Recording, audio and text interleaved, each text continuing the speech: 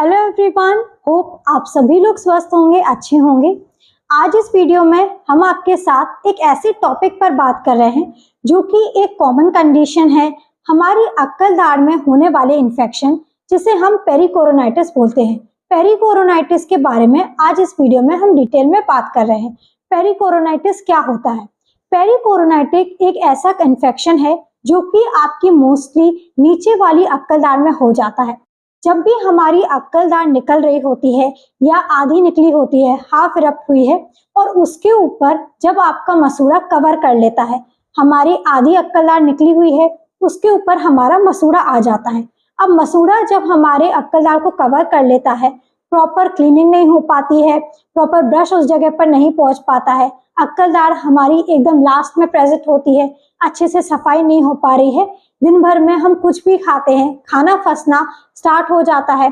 जो हमारा मसूड़ा है जिसने कवर कर लिया है दांत को, उसके अंदर आपका खाना फंसना स्टार्ट हो जाएगा, और खाना फंसने की वजह से वहां पर बैक्टीरियाज ग्रो होंगे, जो कि एक मेन कारण हो जाते हैं इन्फेक्शन का, जिसे हम बोलते हैं पेरिकोरोनाइटिस कंडीशन।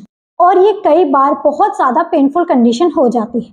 तो आज इस वीडियो में हम डिटेल में इसके बारे में बात करेंगे। पेरिकोरोनाइटिस के क्या क्या सिम्टम्स हो सकते हैं, क्या क्या लक्षण होते हैं, इसको और कैसे आप प्रिवेंट कर सकते हैं, और इसका क्या ट्रीटमेंट हो सकता है। तो वीडियो को आप एंड तक जरूर देखिएगा, और अगर चैनल पर नए हैं तो आप चैनल को सब्सक्राइब कर लीजिए, और साथ ही साथ आप बेल आइकन को जरूर क्लिक करिए ताकि आगे आने वाली वीडियोस के नोटिफिकेशंस आप सभी तक पहुंचते रहें। मैं डॉक्टर शुभी गुब्रेले पस्तूर आज आप सभी के साथ इस वीडियो के माध्यम से आसान भाषा में और डिटेल में पेरिकोरोनाइटिस के बारे में बताने की कोशिश करूंगी। इसके क्या क्या कारण हो सकते हैं, क्या लक्षण हो सकते हैं, और इसका क्या आप इलाज करवा सकते हैं। तो चलिए शुरू करते हैं और समझते हैं। सबसे पहले हम बात करते हैं इसके कारण की। जैसे हमने अभी पहले बताया, जब आपका अक्कल दाढ़ निकल रही होती है या हाफ इरप्ट हुई है, आधी निकली हुई है, और उसके ऊपर अगर हमारा गम टिश्यू आ जाता है, हमारा मसूड़ा आ जाता है, उसे कवर कर लेता है, उसकी वजह से आपको ये कंडीशन हो जाती है। अगर हमारा मसूड़ा हमारे दांत को कवर करेगा, वहां पर प्रॉपर क्लीनिंग नहीं होगी, खाना फंसने की प्रॉब्लम होगी, खाना फंसने की वजह से वहां पर बैक्टीरियाज ग्रो होंगे और इन्फेक्शन की प्रॉब्लम हो जाती है। तो इसका जो मेन कारण है वो है आपके दांत के ऊपर मसूड़े का कवर करना, वहां पर बैक्टीरिया ग्रो करना, खाना फंसना और इन्फेक्शन होना। इसके अलावा बात करते हैं इसके सिम्टम्स की। अब क्या क्या लक्षण होते हैं जब आपको पेरिकोरोनाइटिस की कंडीशन है, पेरिकोरोनाइटिस हुआ है, तो इसके क्या क्या लक्षण आपको दिखेंगे। सबसे पहला लक्षण होता है तेज पेन।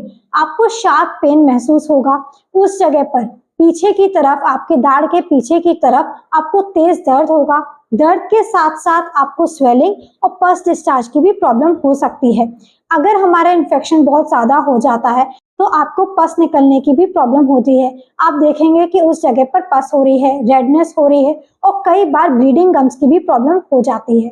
इसके साथ साथ टच करने पर भी आपको तेज दर्द महसूस होता है। हम उस जगह पर टच भी नहीं कर पाते हैं, हल्का सा छूने पर भी हमें तेज दर्द आता है। बैड ब्रेथ, बैड टेस्ट की प्रॉब्लम हो सकती है। बैक्टीरिया ग्रो होने की वजह से, बैक्टीरिया की वजह से आपके मुंह का टेस्ट बिगड़ सकता है। साथ ही साथ मुंह से बदबू आने की भी प्रॉब्लम हो जाती है। इसके अलावा अंदर स्वेलिंग के साथ साथ आप नोटिस करेंगे कि आपको गाल के बाहर की तरफ या नीचे गले की तरफ आपको स्वेलिंग हो रही है। स्वेलिंग आपकी बढ़ रही है इन्फेक्शन की वजह से, वहां पर तेज दर्द की वजह से। और कुछ भी खाने में हमें तकलीफ हो रही है, खाना प्रॉपर खा नहीं पा रहे हैं, मुंह खोलने में दिक्कत हो रही है, आपको पस डिस्चार्ज की प्रॉब्लम हो रही है, और कई बार दर्द इतना ज्यादा हो जाता है कि हमें फीवर भी आ सकता है। तो ये कुछ ऐसे लक्षण हैं पेरिकोरोनाइटिस की।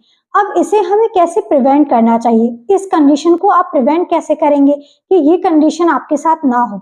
जब भी आप अपने दांतों की सफाई कर रहे हैं, अपने गम्स की अच्छे से सफाई कर रहे हैं, ध्यान रखें कि ब्रश जब आपका प्रॉपर अच्छे से नहीं पहुंच पा रहा है, पीछे क्लीनिंग नहीं हो पा रही है, तो आप छोटा जो बच्चों वाले ब्रश आते हैं, स्मॉल साइज के जो ब्रश आते हैं, आप उनका इस्तेमाल करें। सॉफ्ट ब्रशेस का इस्तेमाल करें ताकि लास्ट मोलर तक आपकी अच्छे से क्लीनिंग हो पाए, वहां पर खाना फंसने की प्रॉब्लम ना आए, इन्फेक्शन होने की प्रॉब्लम ना आए।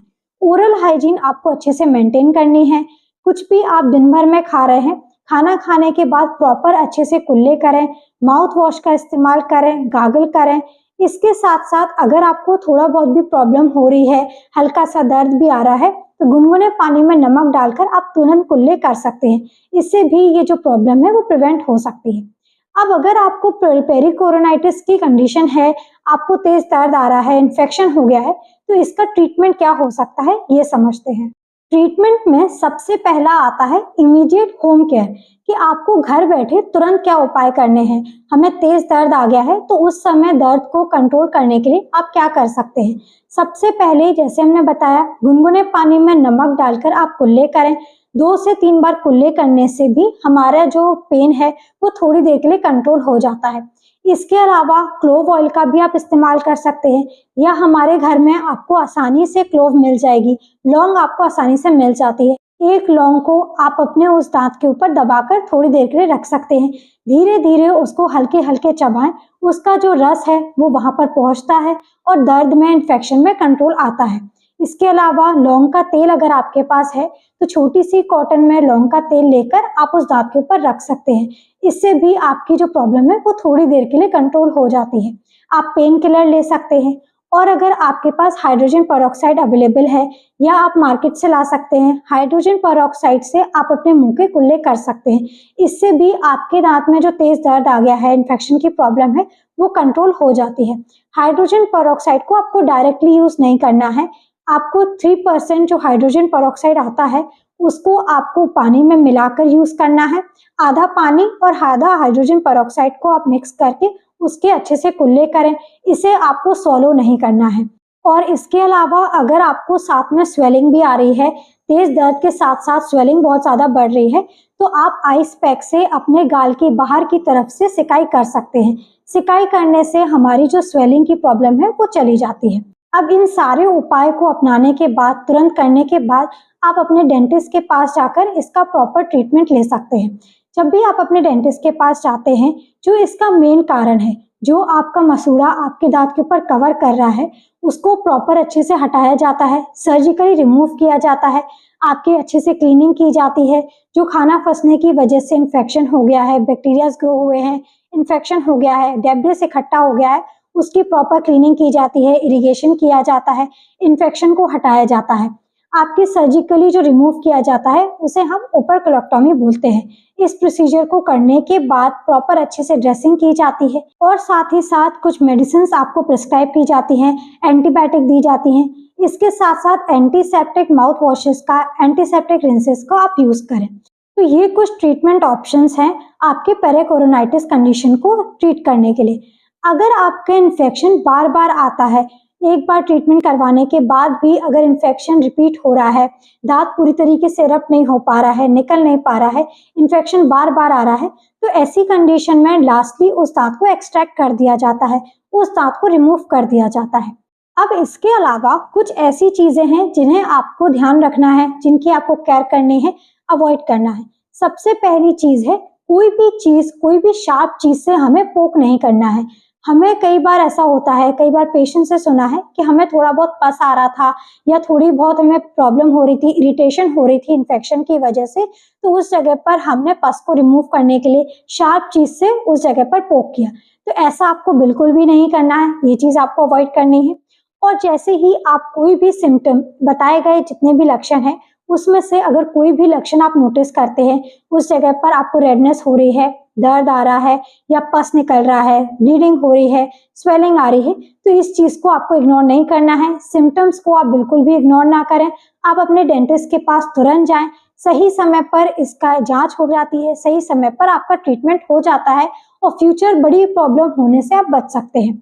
पेरिकोरोनाइटिस का अगर सही समय पर इलाज नहीं होता है तो एब्सिस की कंडीशन हो जाती है, और ये आपके हेड एंड नेक रीजन तक भी स्प्रेड हो जाता है। तो इस कंडीशन को बिल्कुल भी इग्नोर ना करें, इसके सिम्टम्स को बिल्कुल भी इग्नोर ना करें, और सही समय पर ट्रीटमेंट जरूर लें। तो उम्मीद है आपको ये टॉपिक अच्छे से क्लियर हो गया होगा। अक्कलदार में होने वाले इन्फेक्शन का क्या कारण है, क्या इसके लक्षण है, और इसका क्या ट्रीटमेंट है, ये सारी चीजें आप अच्छे से समझ गए होंगे। अगर फिर भी आपके इस टॉपिक से लेकर कोई डाउट हो या क्वेश्चंस हो तो आप हमें कमेंट सेक्शन में पूछ सकते हैं। अगर आपको ये वीडियो हेल्पफुल लगा है तो आप इस वीडियो को ज़्यादा से ज़्यादा लोगों तक पहुंचाइए, शेयर करिए, और अगर चैनल पर नए हैं तो आप चैनल को सब्सक्राइब कर लीजिए और साथ ही साथ आप बेल आइकन को जरूर क्लिक करिए ताकि आगे आने वाली वीडियोस के नोटिफिकेशंस आप सभी तक पहुंचते रहें। Thank you, have a nice day and keep smiling.